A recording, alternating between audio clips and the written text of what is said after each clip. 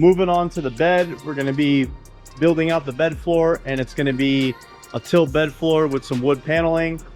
This has been very interesting because this entire thing came in pieces because it's all brand new, aftermarket.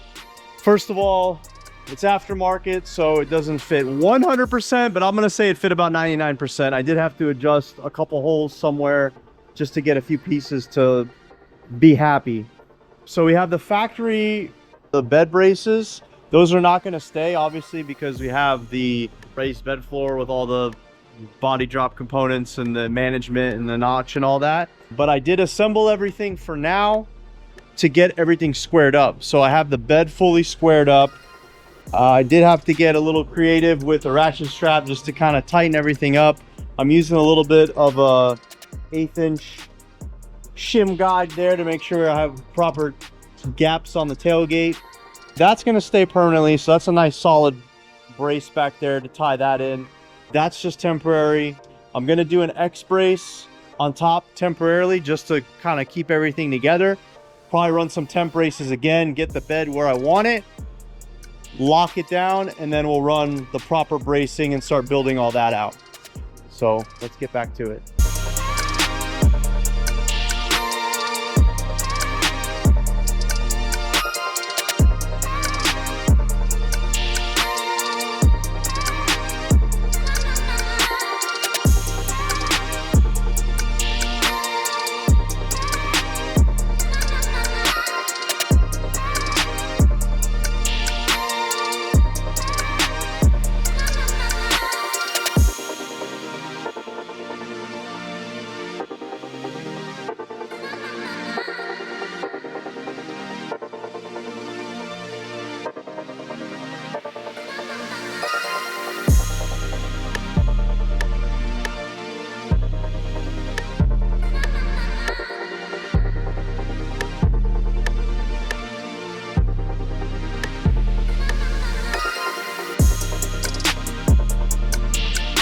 Got the framework pretty much wrapped up. I'm pretty happy how it came out. Everything's looking really good. Everything's squared up really nice. Shockingly.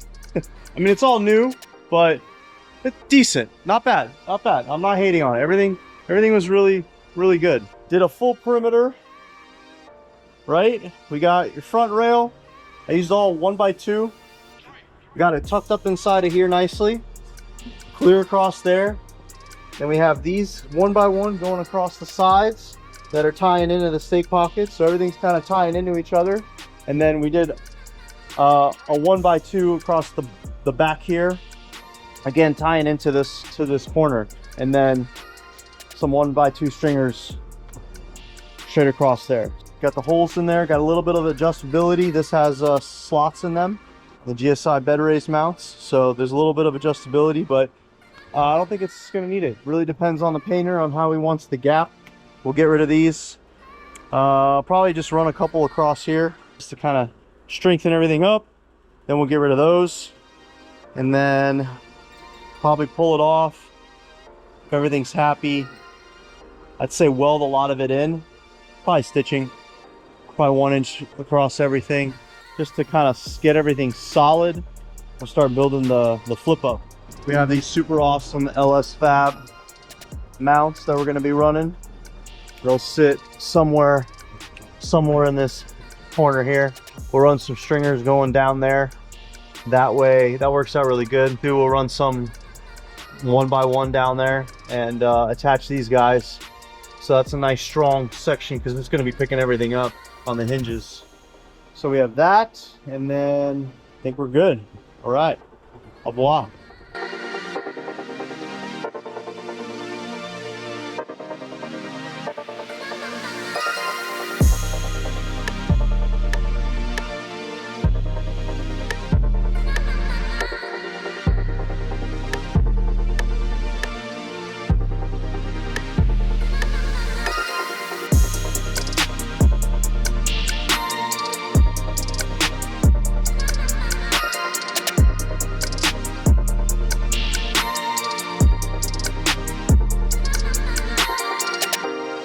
All right, quick little update on the bed. We got everything welded out that we want to. We do have some additional supports that we're going to be using for these super badass truck bed hinges from our boys over at LS Fab. If you're not familiar with these guys, go check them out. We did a video with these guys a couple years back at Dino's, just showcasing some of the products. So right now we're going to cut this X brace out because we won't be needing it anymore. This was really nice to just keep everything nice and tight. And then we're going to start planing out the bed floor. So we do have a bed floor from Smoke Me Road Rod Shop. So we're going to lay that out, get that figured out, figure out where our hinge needs to be. And then we'll start mapping out that frame, getting those in there, and start creating the bed lift. And then probably figure out wheel tubs and some bead roll panels. So just get after it. Quick little pro tip for you guys. As I was assembling the bed, the gaps were a little off and I wanted to make sure that they stayed tight. I asked the painter as well what kind of gaps he's looking for. He's gonna do all the finalizing, but he told me that he's gonna shoot for an 1/8 inch gap. Try to figure out a way how to keep everything as tight as possible without anything moving. I figured let's just tack a piece of 1/8 inch in between. That's what I did here. Right in between the tailgate and the bed. That way I tacked it on top and tacked on the bottom. Went ahead and fit everything. I squared it up before I tightened everything down and went ahead and built the frame. So now that everything's welded in, the frame and the structure is back in, everything's nice and solid, I can go ahead and remove this piece, and in theory it should stay close, and then all the finalizing will be done at the body shop. But just thought I'd share a nice little pro tip for you guys.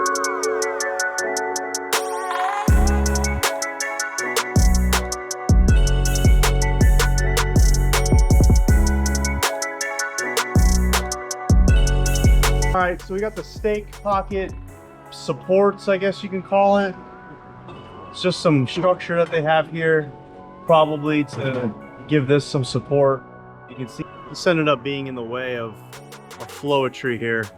So our paneling is going to come all the way to the edge here, and probably a little bit here. We're going to do something on the tailgate back here as well. So we didn't want to have anything come and have like this little notch here, so we just went ahead and removed that, and we're gonna do our bead roll panel up against this to the edge, weld it all in, and we'll put a piece in here and give this back some structure, but just little details to clean it all up.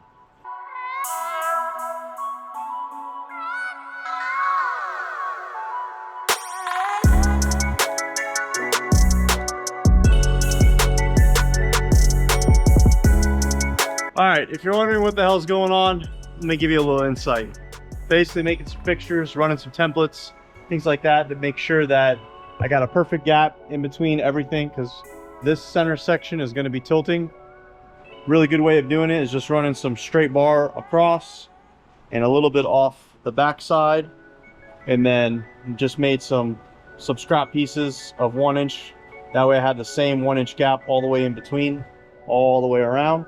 And then just basically clamping everything to each other and making sure all my fitment's nice, and then clamping, making sure this is all in line and in plane and everything's nice and flat.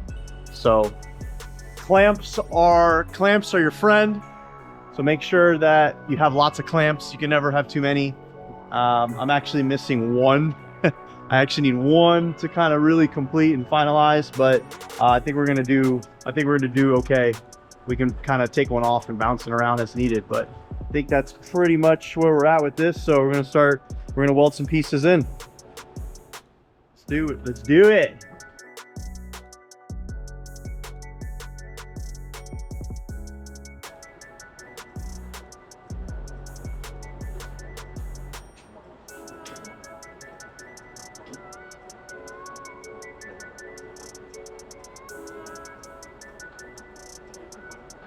All right, mocking up our LS Fab hinges, locating where we're gonna make our holes, and we're gonna run these supports behind it, bolt that in, get that all nice and tight, and that should work out really well.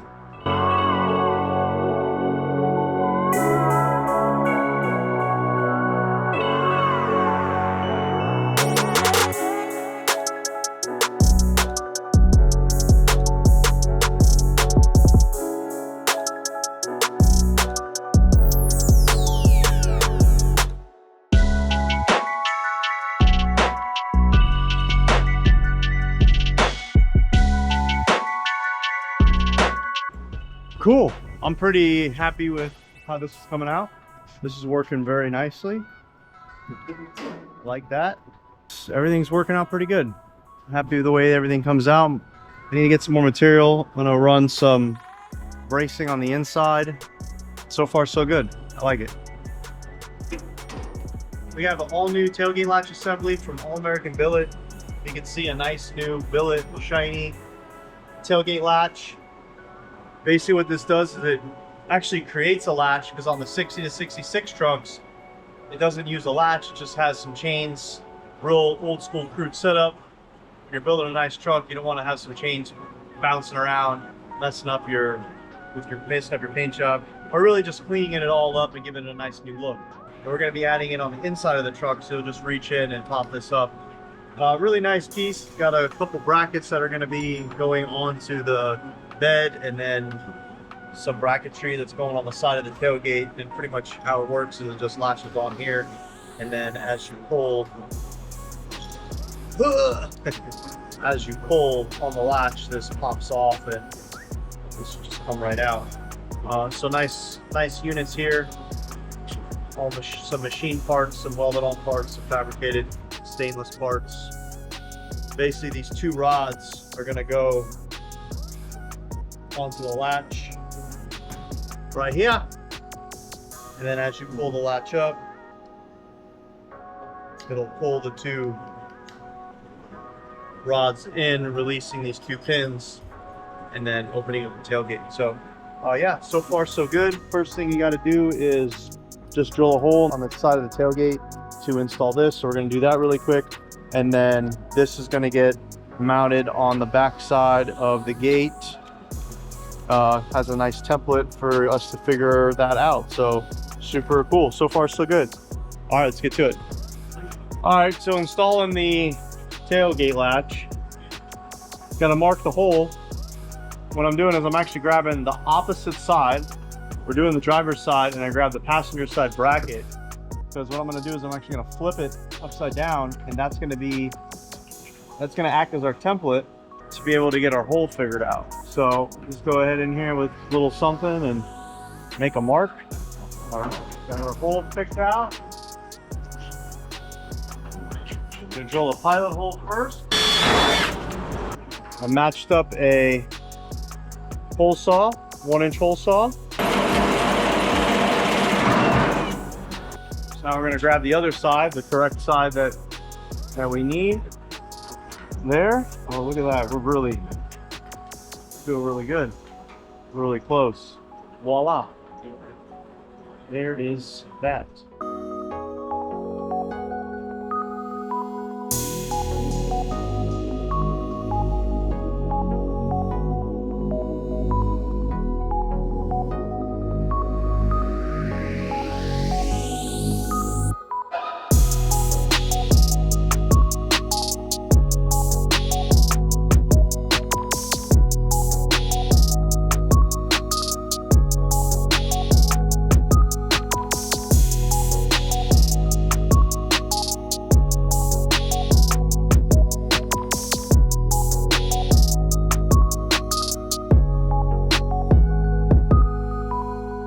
All right, guys, coming at you with another pro tip.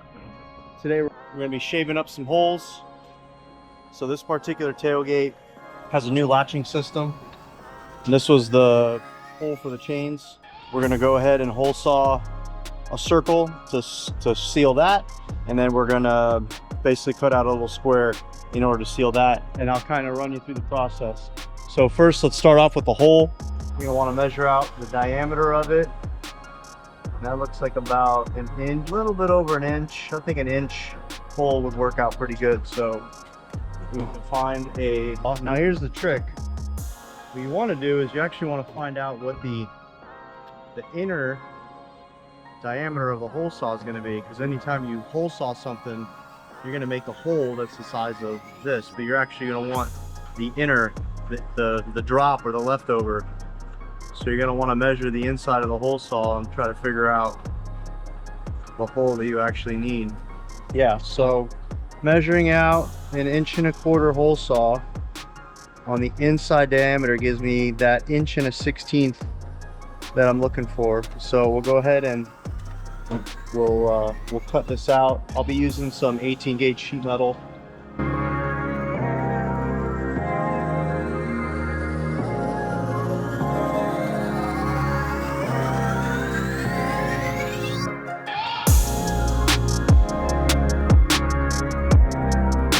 Hello. All right, so the trick to this, you want to get yourself a magnet because you're going to use it to get this thing nice and flat. You know, make sure it's cleaned up and there's no burrs. There you go. Get that in there. Look at that. It's looking really good.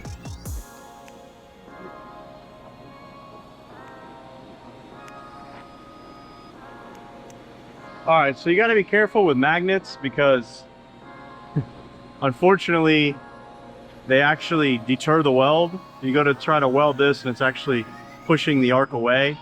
So you want to try not to aim it towards the magnet, but maybe a little bit further away. You just got to be good with it. We'll move that up a little bit.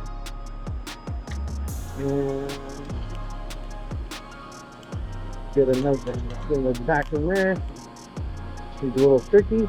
We got it. Once that's done, we go ahead and give it a couple extra tacks.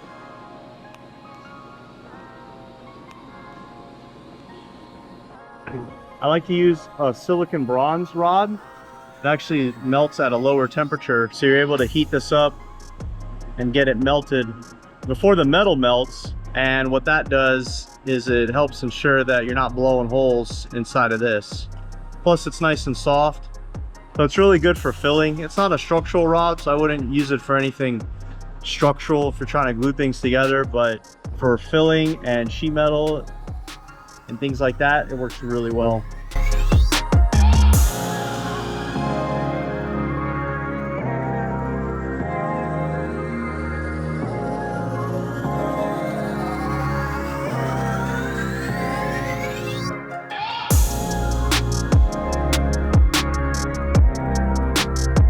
All right, that came out pretty good.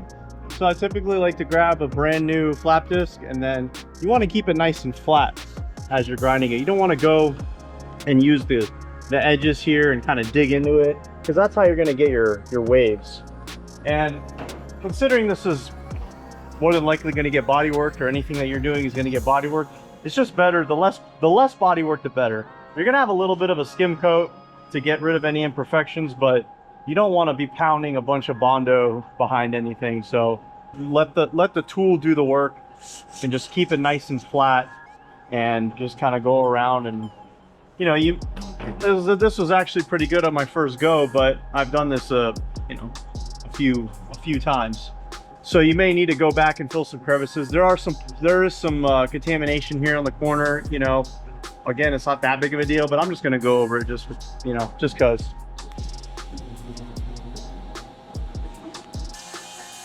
Once that's done, you can go over the smaller pad, a little smaller angle grinder. And then just because I want to have a nice, smooth, clean surface, I'll just go over it.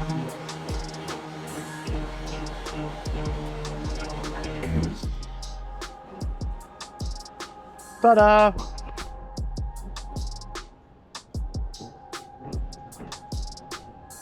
Hole shaved. So I was running this at about 75 amps, and I was using a 1/16 silicon bronze filler rod. Same concept over here. You want to measure the piece. We're looking at about 1.5 inches by 2 1/16. So we'll get some material.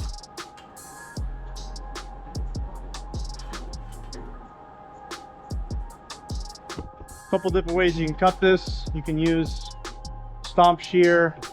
You can use a little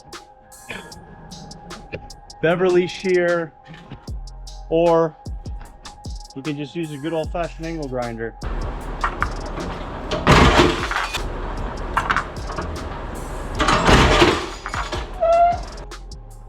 So far so good. Considering that these pockets have rounded edges, we're going to go ahead and around these edges. Voila!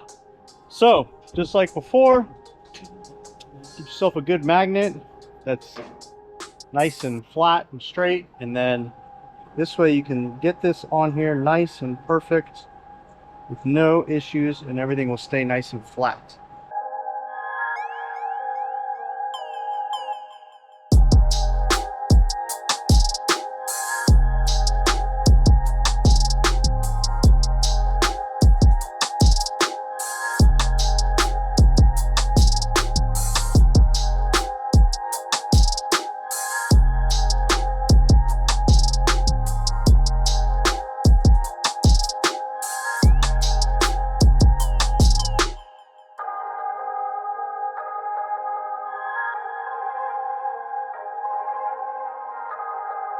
Ta-da! All right, well, I hope you guys enjoyed that. Hope you learned something. Oh, one more last thing. If you guys need any of this material, we do sell what I call a little grab box. It's up on our eBay page. Just a bunch of 18 gauge drops that we kind of save and just throw together in a little cheap box. Just for anyone that needs just a couple small pieces for some patch panels. If you need any other custom pieces made, you know, we can cut you whatever you want. If you need anything, you let us know. And if you have any other suggestions on tips for Just the Tips, Just the Tip Tuesday pro tip, feel free to share them, and we'll see what we can do. Other than that, that's all I got for you today. So we'll see you next time.